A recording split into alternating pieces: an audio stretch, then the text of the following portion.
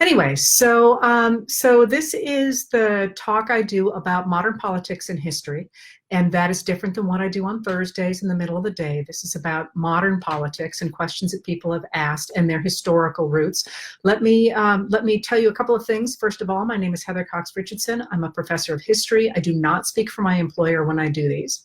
And second of all, you are really getting me off the cuff because it's grading season. My grades are due Thursday midday, and so I have been knee deep in the 19th century for 2 days now, and I'm just kind of going to wing this, so we'll see how it goes.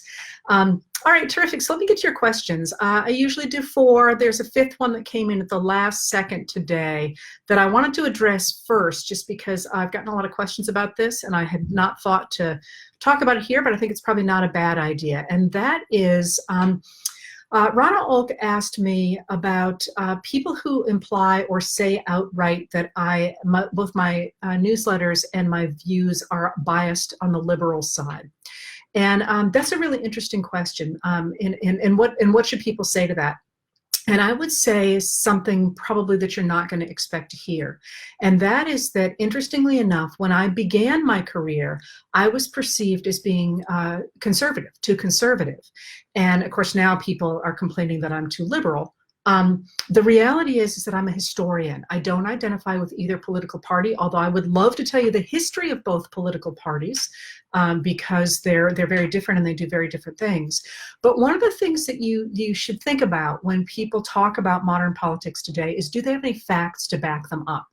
Now, I was reared and trained to argue. I went to a high school where all we did was argue. That was the whole point of being in a classroom, and nothing in the world makes me happier than arguing ideas. I mean, really getting into the nitty gritty, the who said this, what does the document say, what's here? And I don't take that at all personally.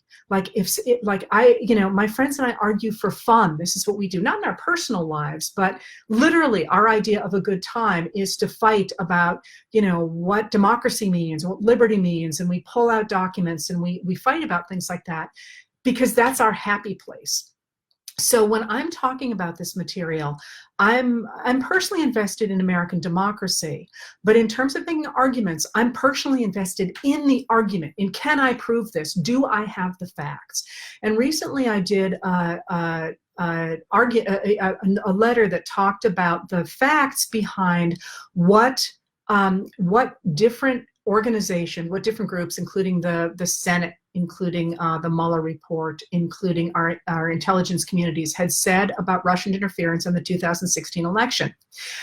I had all the supporting documents. I quoted directly from those documents. And somebody wrote to me and said, "You're nuts. You should be reading the real documents." And I sat there and thought, that's not an argument. You're repeating what you hear on Fox News. I have the actual documents. They're right here. I quoted those documents. Now, if you don't think I'm quoting the right places, show me. Let's talk about that. But so one of the things I would urge you to do is look and see if people can marshal actual documents, not just say, you should check the documents. Actually check the documents, because if I am misrepresenting them, I am doing so inadvertently, and I would love to be corrected on those things. Now, that being said, do you want to hear what a true conservative, like a 19th century conservative, would say about the kind of things that I talk about in American politics? And I actually often operate from the perspective of a 19th century conservative, because we are in such a radical place right now. But what they are really concerned about is liberty, is the idea that you don't want to have a large government that squashes individual ability to do things. And that's a real concern. And you hear that from real people who are engaging, conservatives, true conservatives who are engaging with the idea of active government. You hear them saying, people should be free to choose their own health care. People should be free to run their businesses the way they want. People should be free to starve if that's what people want to do. That is an argument that personally I think goes too far. And there's a history behind that theory that I think is really helpful for this moment. And that's that really when we talk about liberty, a historian wrote quite a famous article gave a speech, and it became an article in 1958, in which he talked about positive liberty and negative liberty. And most recently, Ibram Kendi has picked up that story to talk about freedom to do something versus freedom from something. And that, I think, is kind of a good way to think about the way we are right now, in that a lot of people, like, for example, Rand Paul today, or pretty much anybody on the GOP side, is talking constantly about how certain people should have freedom to do things. They should have freedom to run their businesses the way they want. They should have freedom to have all their money. They should have freedom to behave in a certain way. But that a lot of us look at that freedom to do things and seeing that it is impinging on our freedom from things. So we would like to have freedom to do things, of course, but we would also like to have freedom not to be abused in the workplace, not to be to live in societies that are polluted. So that's one way to think about liberty and liberty to and liberty from, and also to think about what a conservative writer would say today. I will tell you right now, I'm hideously disappointed at the quality of discourse right now on what passes for the conservative side. I mean, Ben Shapiro is not a thinker. Dinesh D'Souza is an idiot. I mean, I'm sorry, I take him on Twitter. He doesn't have any facts. He's making it up because he wants attention. There are good, strong conservative arguments to be made on many of these issues. The problem is nobody's making them. And the problem is right now we are so far to the right that they don't have any traction. Now, if we swung way over to the left, you could make a lot of these arguments, and I'd probably be the one making them. So anyway, that's one way to look at what I'm doing here. And also, again, you don't have to, nobody has to like what I'm saying. I'm thrilled when people don't like what I'm saying, but don't come at me with you're an idiot, you're a libtard, you're a feminist, you're any of these ad hominem attacks, because that doesn't say anything. Come at me with these documents prove you're wrong. And convince me that those documents matter more than the documents I have, or the speeches I have, or the laws I have, or the court decisions I have. Because I'm a historian, we keep the records. I want to see the records. I don't want to hear, well, Sean Hannity says. I don't care what Sean Hannity says. I want to care what documents Sean Hannity is building from, which is one of the reasons it was such a shame that we lost Shep Smith from the Fox News channel, because he was a real reporter. Like, he had his own spin on things, but he actually fact-checked. And of course, we don't really have that any longer. All right. So people are asking, I just saw about the conservative viewpoint. As many of you know, I got into the modern day stuff I do by studying the conservative point of view. So, and I teach the conservative point of view, so I can certainly talk about those things. Just modern America right now is not in that moment. My books talk about that, and I hope to, I'm actually starting a new book, and I hope to be talking about that a lot in that book, but that's not, in terms of modern politics, that doesn't obtain really right now. All right, so again, look for the documents and argue. Look for the documents and say, God, she's totally wrong on what the Supreme Court was doing in this decision. Because what they're really doing is this, I'm all over that. And that to me is fun. That's not personal. What is personal is, I don't like what you're saying, therefore you're an idiot, not that you're wrong. And that's what I'm trying to do in all these talks and all the writing and all that, is get us back to a world where we discover truth by arguing reality, not by saying, I don't like you, therefore you must be wrong. All right, so let me get into what the other questions you guys talked about today, because some of these are really interesting. And as I say, I really am not going to do as thorough a job as I normally do, because I have been reading some really terrific student exams and papers. But Tina Mottram wants to know about the Supreme Court's oral arguments this morning, which were absolutely fascinating. So which I listened to, obviously. So what's at stake? And by the way, in that, I actually listened to Neil Katyal and George Conway, one on the left, one on the right, reacting in real time to what the justices were saying. And they, of course, have both argued before the Supreme Court. So that was really very interesting. But what went on today in the Supreme Court's hearing is And let me just explain what that means. The Supreme Court decides whether or not to take cases based on whether or not they feel that this is a case that's appropriate for the Supreme Court. And then they get briefs. Why they call them briefs is beyond me, because they're not brief, but they get briefs and they read them, and then they actually have conversations with lawyers about what's at stake in that case. And that's what happened this morning. The people who had a stake in the cases, that there were 3 cases before the Supreme Court in this, it was supposed to be 2 hours, it ran over in this short space of time, had a conversation with the justices about the issues at stake in the case. Now the justices will go and have a discussion tomorrow. Apparently, traditionally it's done over lunch, and obviously they're not doing that. They will discuss tomorrow in order of seniority what their decision is about these cases, and then the Chief Justice will decide who's going to write that up. There may be more than one opinion written up, and then that decision will be handed down, usually in June. They're running a bit late now, but at least Conway and Katyal thought that they were so bound by tradition that they would try and have it out by June.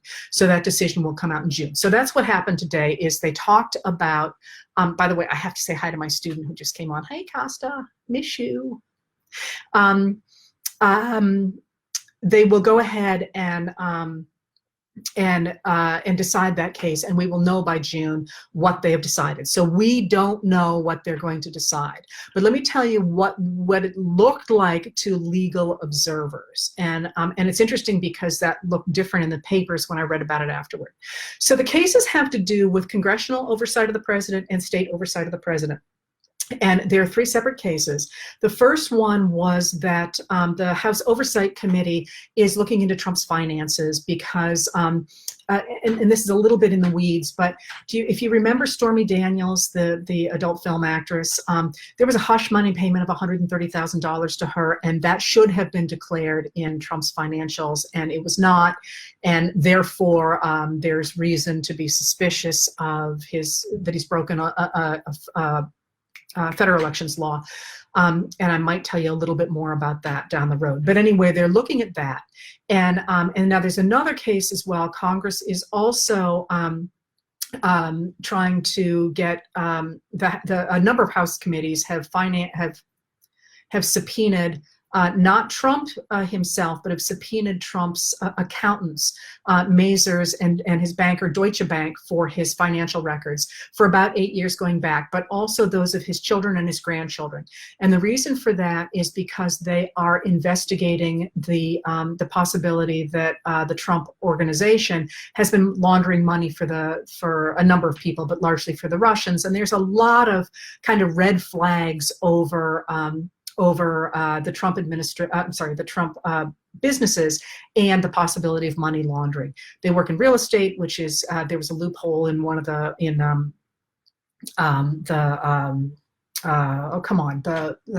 after 9/11 I can't remember the name of it. There's a loophole that makes it possible that you don't have to report large amounts of money transactions out of you have to on almost everything, but not out of real estate. I keep thinking the Homeland Security bill, and that's not it. The Patriot Act. There we go. So there, and Don Jr. is on record a couple of times saying that a lot of their money is coming in from Russia. There's a lot of things that kind of have raised red flags about that. So a number of House committees have asked for those records, and that's why they have subpoenaed not just the president's records, but also those of his children and his grandchildren, because apparently money laundering often involves multi-generational stuff. I don't know, not a banker. This is what I read.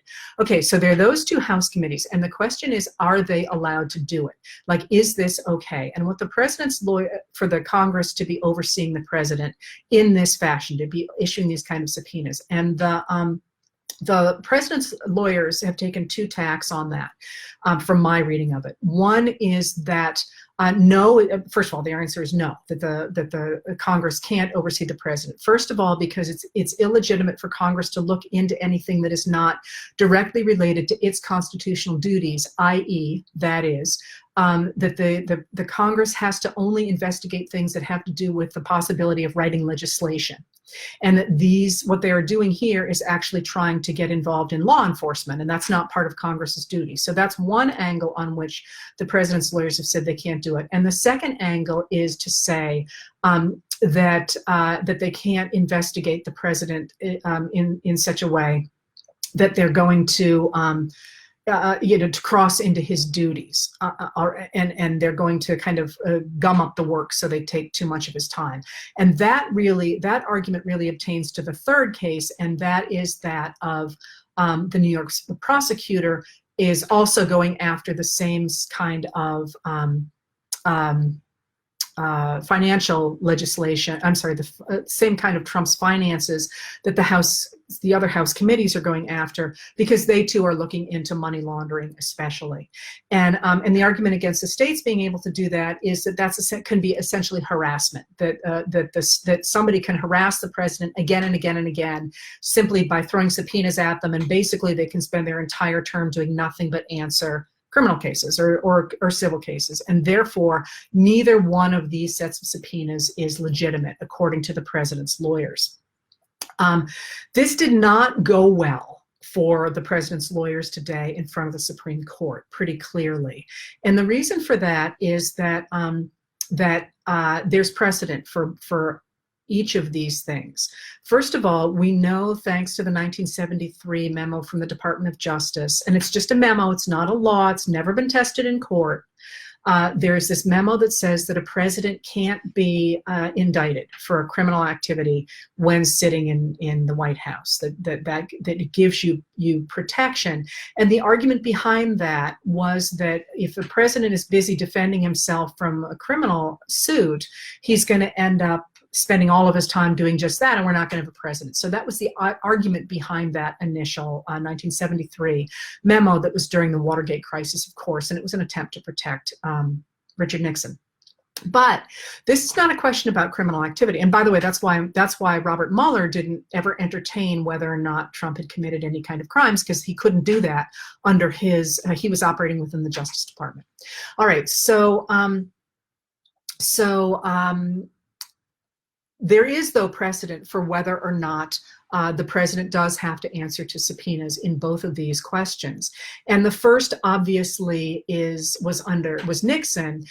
Nixon in 1974 went before the Supreme Court saying that he did not have to turn over his records from the Oval Office, his tapes from the Oval Office, because they were protected by executive privilege. And that case actually didn't come up today. I mean, that case came up, but executive privilege didn't come up, because what they're really talking about is not stuff that happened during Trump's administration, but before his administration. Nonetheless, the Supreme Court ruled unanimously that Nixon had to hand over his personal tapes. Now again, interestingly enough, from a historical standpoint, many people don't know this. I sound like Trump, but many people don't know that, in fact, the judges did not rule that he had to hand over everything. Only a very limited number of tapes, and a number of finally, many years after he died, they went through the courts that, in fact, he did not have to turn over, and his estate, who's dead, his estate didn't have to turn over, I think it's like 800 hours of tapes that were considered personal, because he actually wore a personal taping system. In addition to the systems in the Oval Office, he wore a personal taping system that was voice activated. And a lot of that was really quite personal stuff. It was also noise, toilet flushing or whatever, but it was also personal musings, especially as his life unraveled. And a judge listened to those and said, these are personal, nobody has any interest in these, and the estate can have them to do what to do with as they wish. And the idea originally was to destroy them. I don't know if that happened. But anyways, that being said, he did have to hand over the relevant tapes, but not everything. So the reason I make that point there is, first of all, because it's cool, and second of all, because it means that that it's possible to have to give up some of your stuff and still preserve your personal autonomy. That you really don't want to have a president who can't keep secrets. I mean, literally is not allowed to keep secrets, because that's just not a healthy mental state. Think about your own lives. You don't want the entire world to have access to your diary or to the angry letter you wrote to your second grade teacher or whatever. So it is possible to say, yes, you do have to hand over these files, but you don't have to hand over these files. And that was a distinction that was set up in beginning in 74. But then it ended, I think it was like in 1998, I think was the final decision. I don't remember because, like I say, I couldn't really check anything today. All right, so there was also the 1997 decision about Bill Clinton, whether or not he had to answer to civil litigation and from litigation from before he became president. That was the Paula Jones case. And the Supreme Court in both of these cases decided unanimously that the president did have to step up to the plate and did have to answer these subpoenas. And in fact, in that case, the Supreme Court put some rules around what exactly, how much the president had to do and what was considered harassment of a president. They decided it was mostly like you couldn't force the president to sit for weeks of depositions. So Clinton got to choose when he had a deposition. Unfortunately, during that deposition, he committed perjury in the Paula Jones case about Monica Lewinsky, and that gave birth to the Monica Lewinsky scandal. But in both of those cases, the Supreme Court decided unanimously. And in these particular cases, Trump looks like he's got a much weaker position, as in, it's hard to argue that making his accountants, Mazars, turn over his finances is any kind of burden on him. Nobody's asking him to go through his files. It has nothing to do with him. So that's hard to make that burden case. Now, that being said, on its face, according to Conway and Catchall, these should be clear. They seem to feel that the Supreme Court was going to decide pretty emphatically against President Trump in these cases. I'm reading around. I'm not a lawyer. I've certainly never argued before the Supreme Court. The law might be very clear. I think the political angle here is maybe going to have more weight than those two lawyers have given credit for it, given it credit. I will say that if in fact the Supreme Court decides in favor of Trump, I think the only message that we will be able, we'll have to read the decision. The arguments are really not strong at all. To the point that literally when the president's lawyer was asked about the Watergate and the Clinton precedents, why those shouldn't obtain, he said, well, they're just too recent to be precedents. That, it's no argument. I could make that argument, but it's no argument. Anyway, all that, probably more than you wanted to know about that stuff, but it's very interesting.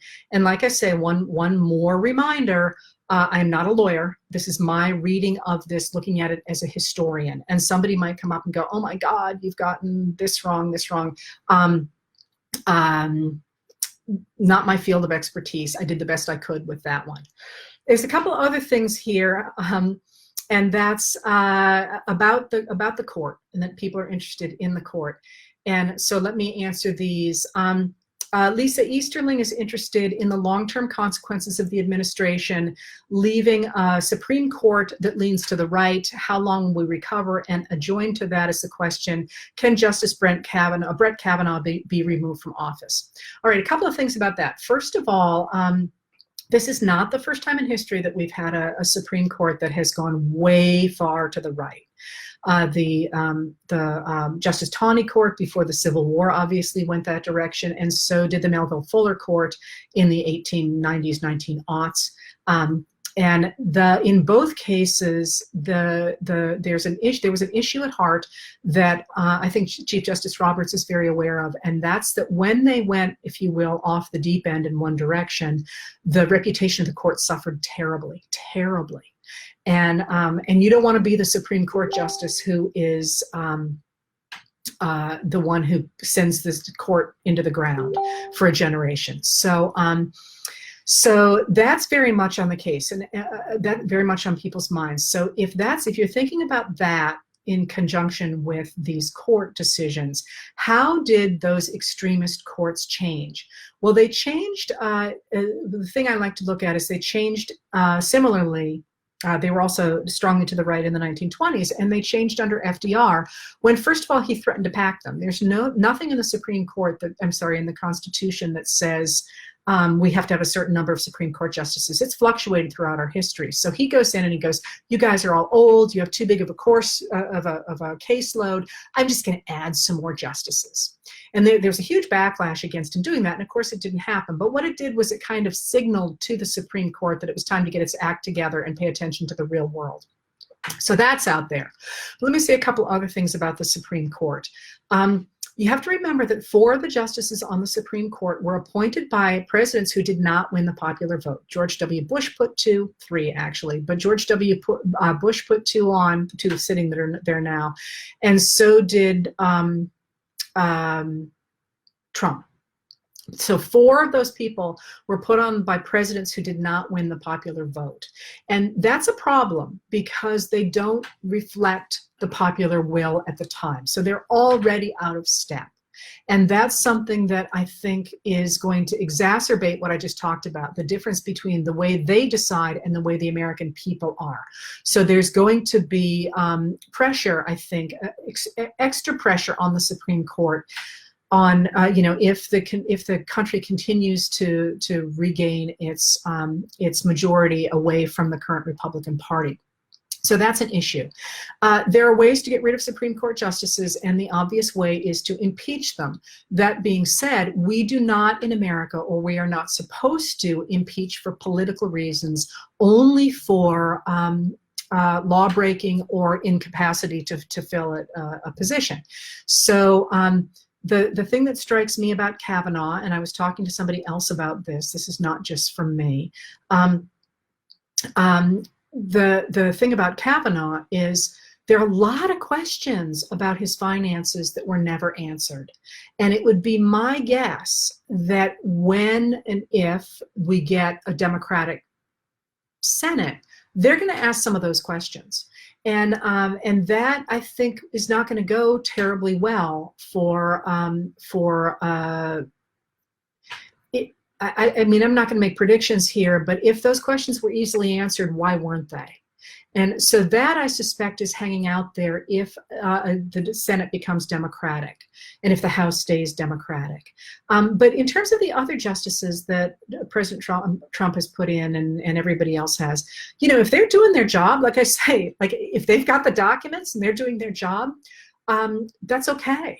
The issue is if they're there corruptly and if they're behaving corruptly. And I think that's the real question going forward. And that is the same for Democrats as well, Republicans and Democrats both. If they're on the court because they have been put there illegitimately, then they should come off the court.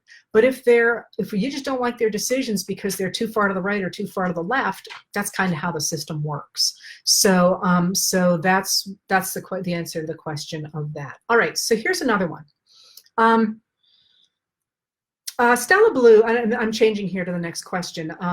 Stella Blue has asked, why did AG Barr expose the Department of Justice to unprecedented scrutiny by dropping the Flynn case when Trump could simply pardon him? Another question that goes along with this, kind of the fun of it is grabbing all these questions and putting them together.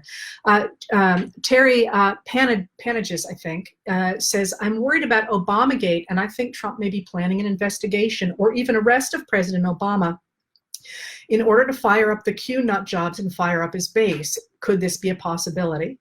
And Linda Apgar, and Linda, if you're related to Dr. Apgar, that's so cool, said, it seems to me that the GOP is working to strengthen the unitary executive in the extreme and doing so by busily filling vacant federal judgeships with like-minded candidates, as it's already done with the Supreme Court.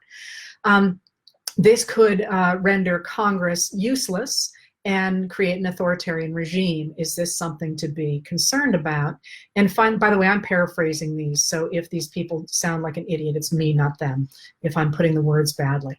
And Stephanie Daughtry said, can I talk about the purging of career officials at the FBI, the CIA, and the Justice Department, and how that has to do with Attorney General William Barr dropping the charges against Michael Flynn after he admitted guilt, and the implications of that and what can be done to keep us from going down the road to autocracy. And the reason that I put these together is because they all speak to the same point.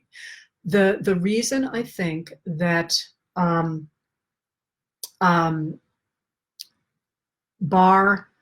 Attorney General Barr has asked, and it's not done yet, of course, a judge has to sign off on this, and so far that's not happened, and it's not clear that it's going to happen. The Attorney General, actually it wasn't him who signed the paperwork, it was his protege Timothy Shea, the U.S. Attorney for the District of Columbia. The reason he did that, I think, the reason he asked to drop the charges was not about the Flynn case. I think it was political, and that's my read on the situation, because what they are really trying to do, and what Attorney General Barr is trying to do, and he is working he has strongly politicized the Department of Justice, and he is clearly working for President Trump. What he has tried to do with President Trump is to delegitimize the FBI, the intelligence agencies, and career officials, especially career officials in the Department of Justice, the people who preserve our nonpartisan rule of law. And what they were doing with the, I think, with the Barr, with the change in the Flynn case, was to try to delegitimize altogether the investigation into the Russian attack on American democracy in the election of 2016.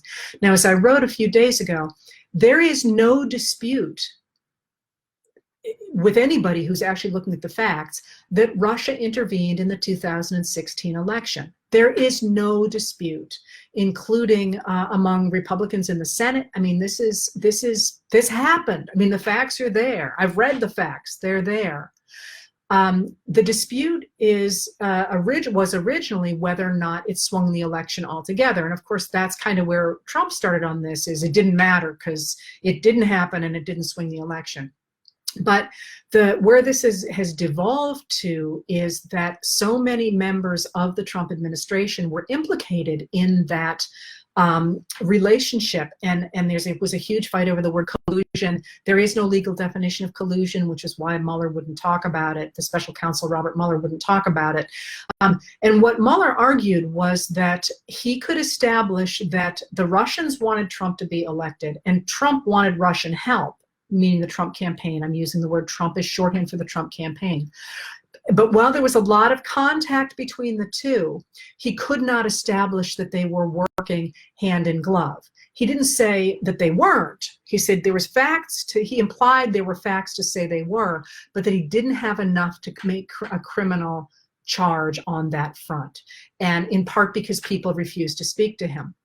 So what we're really getting at now is, was that entire investigation legitimate? And that's what people argue about when they talk about the Steele dossier, which is a moot point. I've written on this ad infinitum, but the investigation of Russian involvement in that campaign did not begin with the Steele dossier, which, by the way, did not begin with the Clinton campaign either. It was standard Oppo research, actually from a Republican on Trump, a Republican who was backing somebody else, Matt Cottonetti down in Washington there.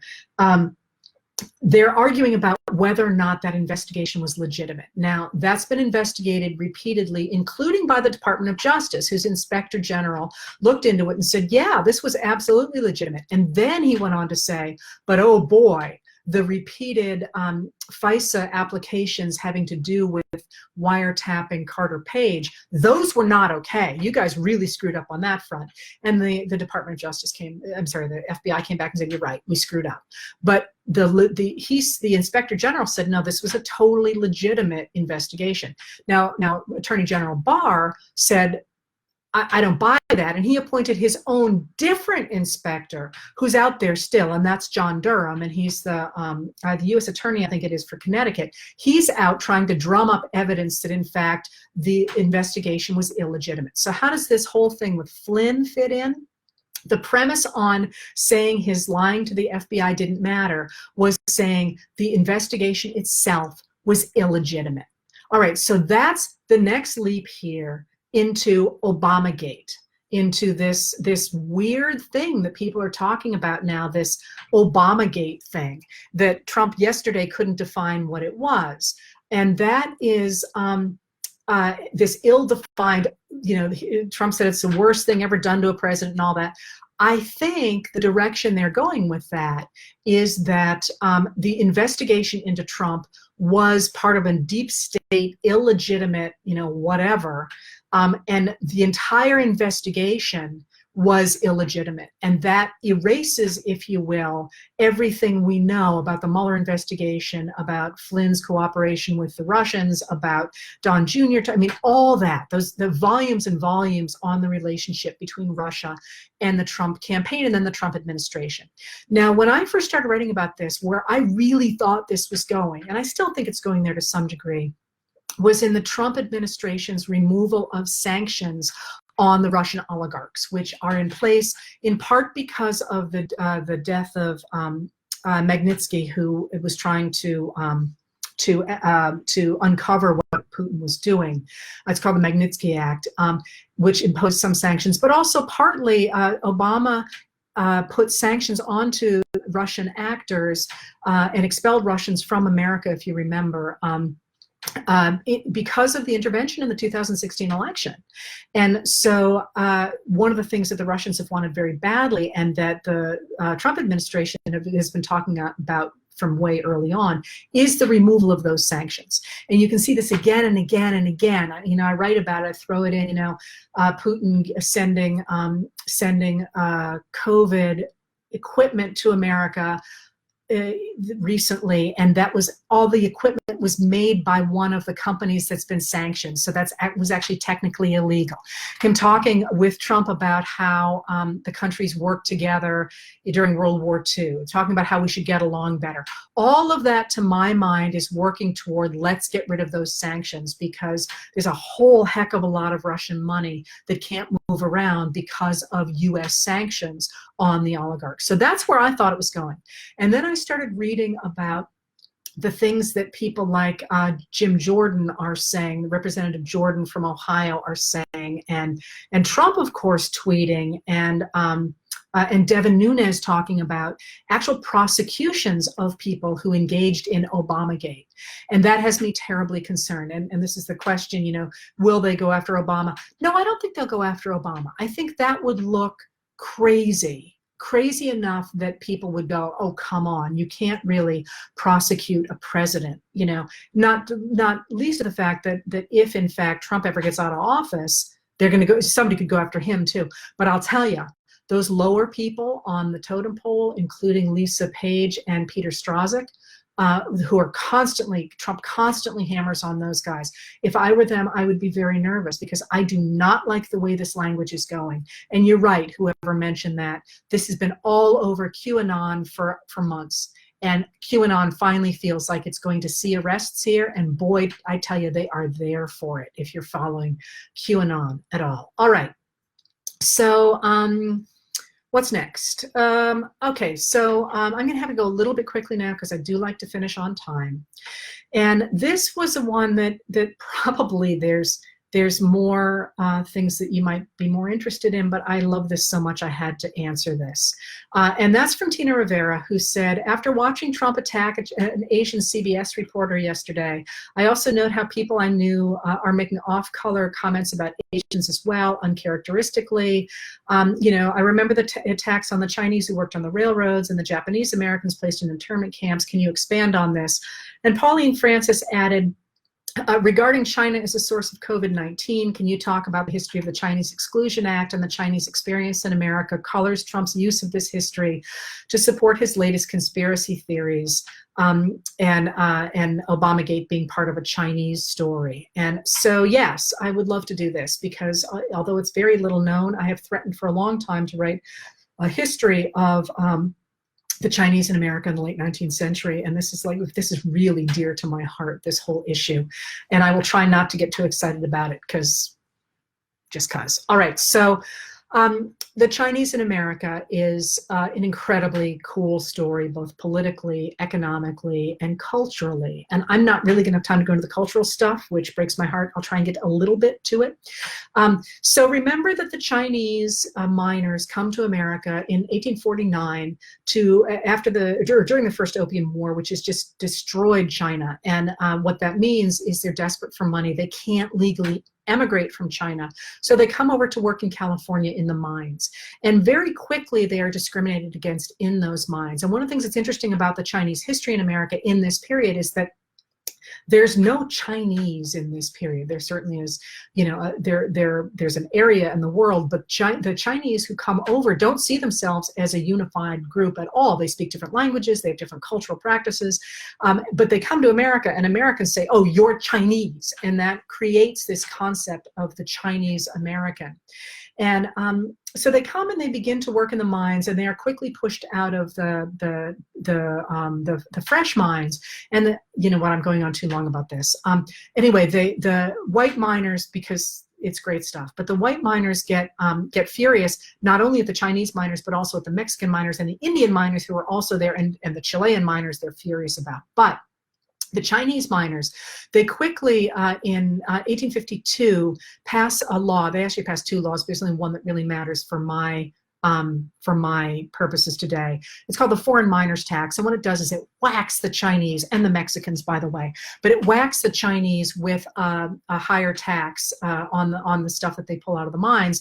And in 1854, the 2 years after the Chinese miners tax, there's a legal case in which a white man is convicted of murdering a Chinese, and he gets off by saying that Chinese people shouldn't be able to testify against white people in court. That's what the laws say, and therefore I'm not convicted here of being murdering, and he gets away with that. So what you have by 54 is a circumstance in which Chinese people in America are not allowed to testify in court.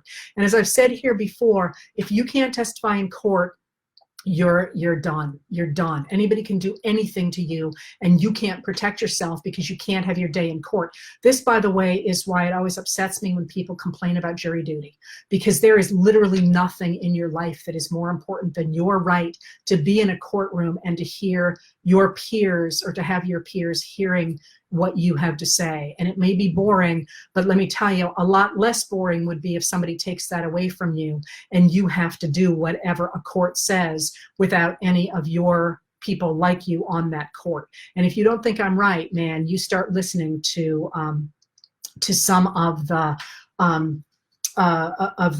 kangaroo courts, where people just have to sit there and be berated and then be sent to death. And that, anyway, I'll stop. Okay, so the Chinese are discriminated against by the mid-1850s in America.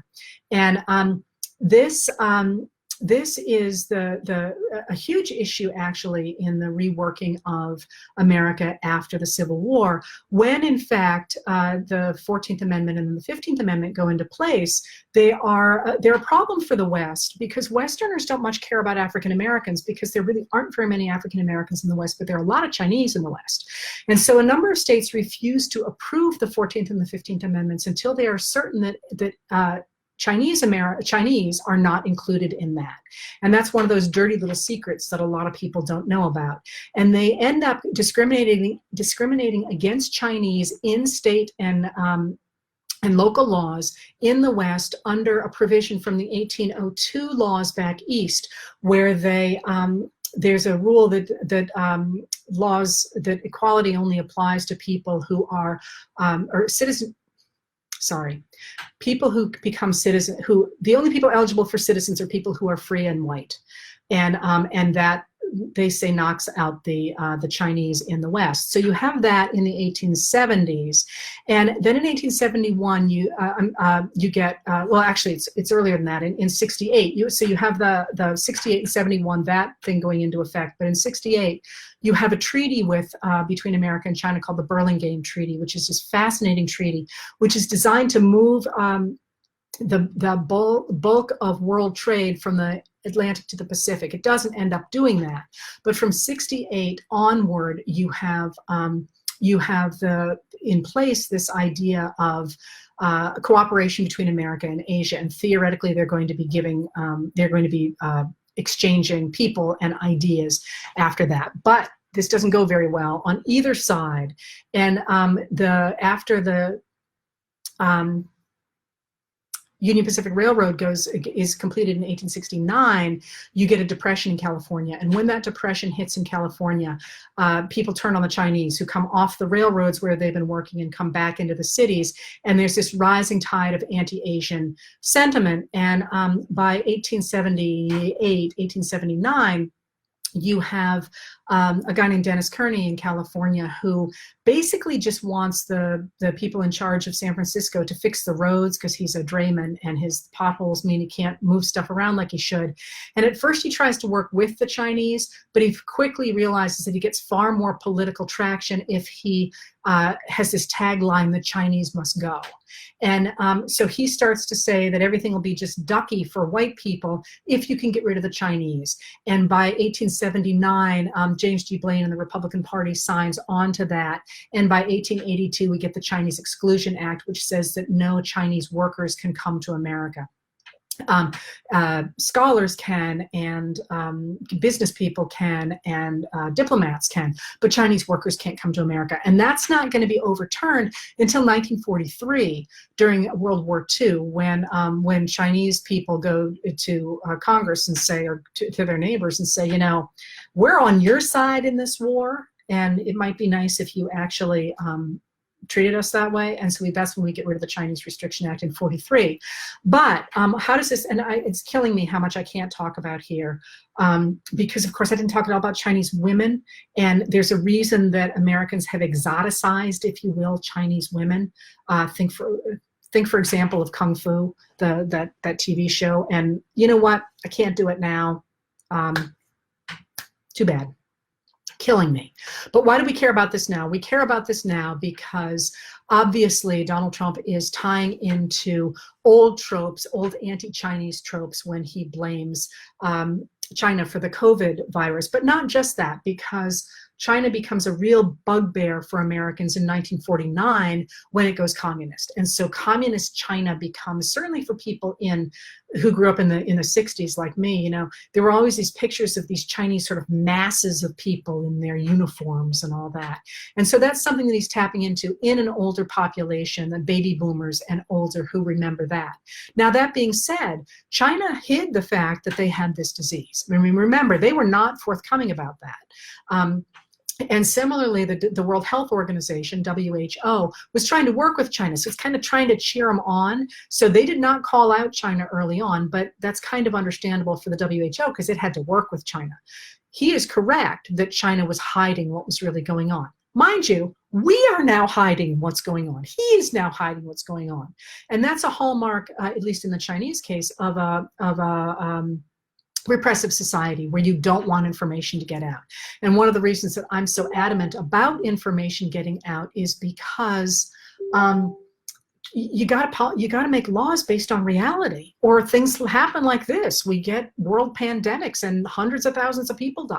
You know, I would much rather have my president or my leader say, hey, we got a real problem, we have to deal with X, and be able to deal with it, rather than having them say, no, nothing's wrong, nothing's wrong, nothing's wrong, nothing's wrong. Oh, and by the way, we're going to lose 100,000 people.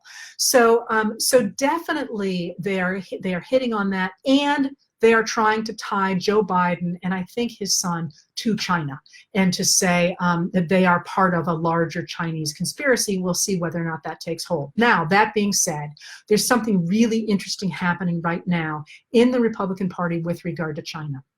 And that is, there are a number of Chinese hawks, people who hate China, or I shouldn't say that, but who are anti-cooperation with China, who are anti-cooperation with China on intellectually principled ideas. And if you're interested in this, Matt Stoller, who's himself a Chinese hawk and a very into economics, has written a piece on his newsletter called Big about this. And what he talks about is how some of these Chinese people, anti-Chinese people like Marco Rubio and like Cotton, what's his name, Cotton from Arkansas, Tom Cotton from Arkansas, they don't like China, but they're also populists. So what they have been saying is that the growth and power of China is intimately connected to American financiers. And in the effort to get around American financiers and to break the monopolies of them and the dominance of China, that they want to see much more emphasis on American manufacturing of things like supply chains. So, and that's not an illegitimate criticism. The fact that we could, you know, our supply chains are based largely in Asia right now has made us very, very vulnerable in some ways now. So they're taking that anti-Chinese xenophobia, if you will, and saying, hey, let's reorganize our economy in such a way that we break up the power of big finance and create supply chains here at home. And I think that's one of the most interesting intellectual developments in the Republican Party in 20 years, at least. So that's something worth watching. But you have to really be in the weeds to know it's there. I mean, I've not seen anybody but Matt Stoller talking about it. And it may be one of those sort of flash in the pan new ideas. There's always some new idea coming up that everyone thinks is, you know, the cat's meow, and then you never hear about it again. But that one made me sit up and take notice. So that's kind of why I chose to do China. Okay, I have one more thing to talk about today because I'm almost out of time. And that is Kim Flowers Evans has asked, do I see a return to an FDR New Deal era after this pandemic, after Trump and after this pandemic, to help us get out of the recession/depression we're headed for? Bobby Jack Miller has said, if the GOP is able to steal the election and re-elect their president, how easy will it be for them to dismantle the Constitution and rule of law so completely that we will never live in a republic again? And Susan Bates wants to know you know, why I concluded last Tuesday with the turnaround of the nation in 1932, what would the change look like that I was talking about, and what parallels and differences do we have in the present now that we have foreign interference in elections, the media, gerrymandering, and so on. And I put those all together. And somebody else asked, and I didn't write this down, somebody else asked, are they correct to hear that I am more discouraged in my writings than I have been? So let me start sort of with the last thing first. I believe, and I firmly believe this, that we are standing on a knife edge in America between full-out fascism and a renewal of American democracy.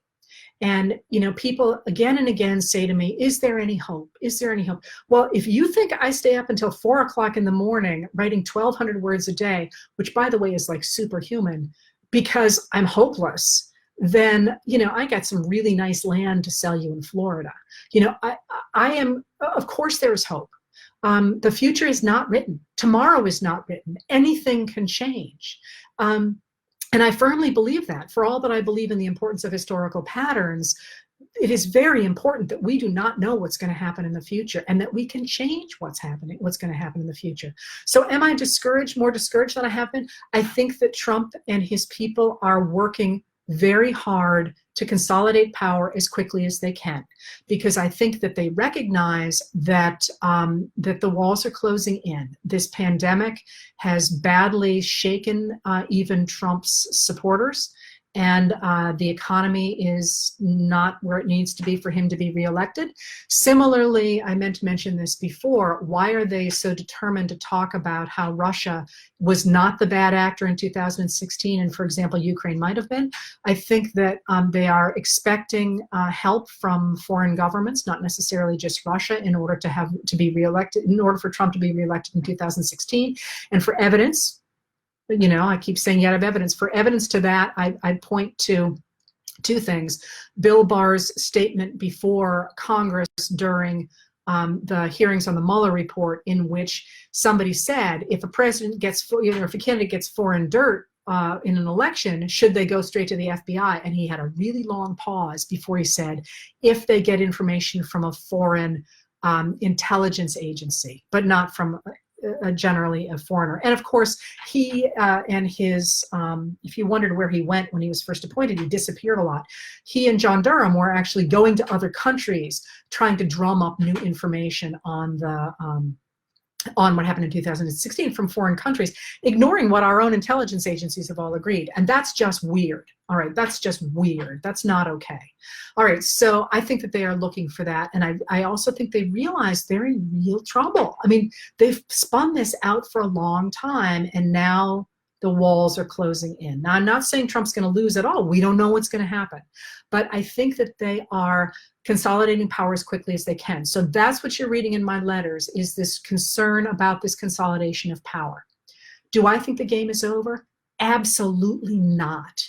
If you were living in 1928 or 1929, and I said to you that the Republican agenda was going to be completely destroyed in a matter of months, you would have had me committed.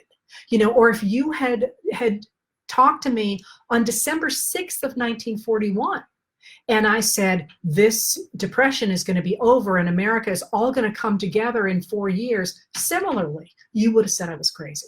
And you can see this again and again and again. What needs to happen is that Americans need to step up and to stop saying, oh my God, it's all over. That, by the way, is a key piece of disinformation.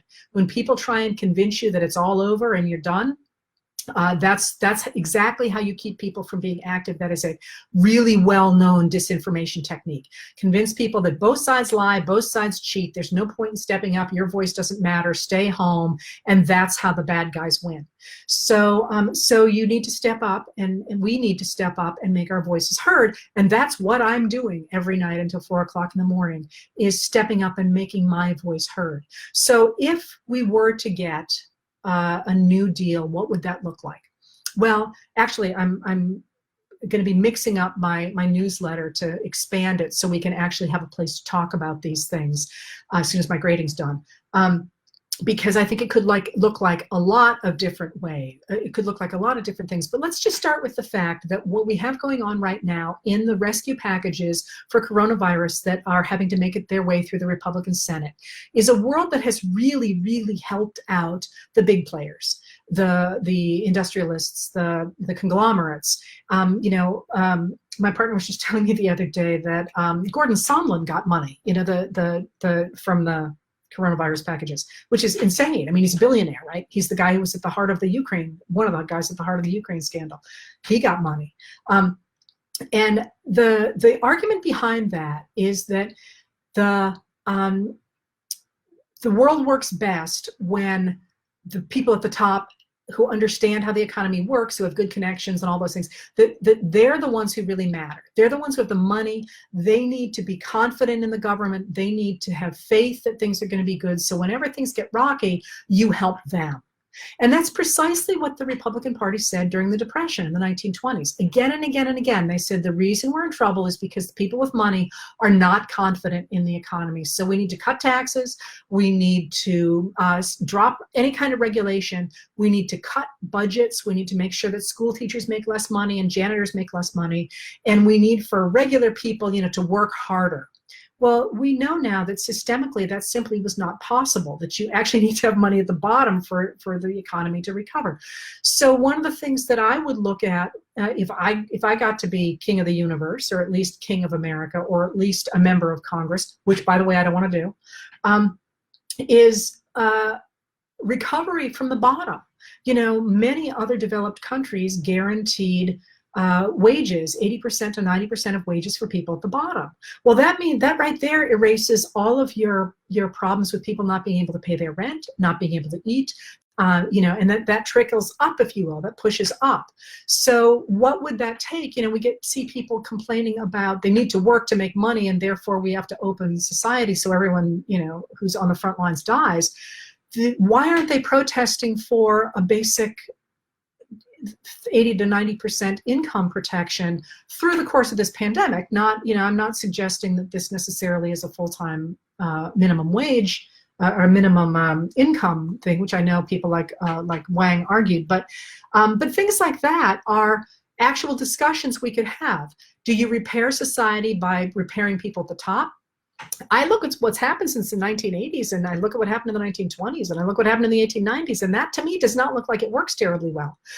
Works a lot better if you help people at the bottom in a situation like this. And that's the sort of thing that, what would it look like? I think it looks like people calling their congressmen and writing. And by the way, they do have to keep a tally if you call your congressman. And going to newspapers and saying, where is the help for people at the bottom rather than people at the top? So that's one thing it looks like. But I mean, I could go down a whole list of things that I think you look at this moment and you say that we need, and that we need not out of the goodness of our hearts. And I'm going to give you a very conservative, if you will, leaving where I started, a very conservative argument for that basic wage protection.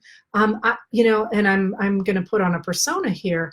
I don't care at all about those people at the bottom. I just want to make sure my business doesn't go under. It's a very selfish way to look at things, but that would be a good conservative argument. Similarly, you could make an argument for universal health care based not on the idea that anybody has a moral right to health care, although I think you could certainly make that argument, but based instead on the idea that if people don't have a basic right to health care, things like this happen. We get the spread of a pandemic that kills everybody, whether or not they have health care or not.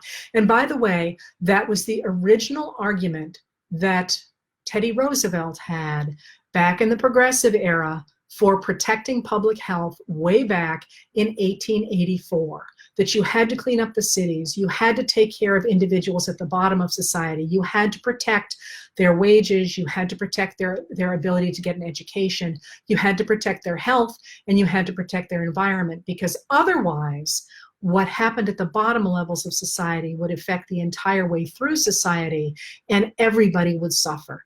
And Teddy Roosevelt, of course, was drawing on the conservative principles that he had inherited from Abraham Lincoln.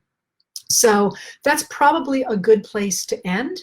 I've gone on for an hour. I know it was not as well documented as I normally do it, but my grades go in on Thursday, and we can pick it up from there. I hope this was useful. Once again, my name is Heather Cox Richardson. I'm a professor of history. I do not speak for my employer when I do these.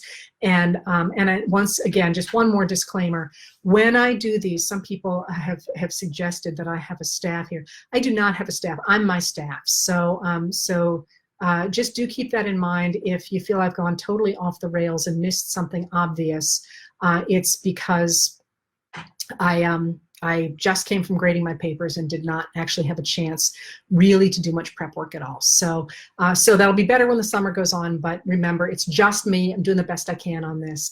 And thank you very much for tuning in. If you thought it was useful, we'll do this again on Tuesday. I initially said I would do 8 of these. I believe this is the 8th. If you like it, I'll keep going. If you feel like you've heard enough, we'll move from there.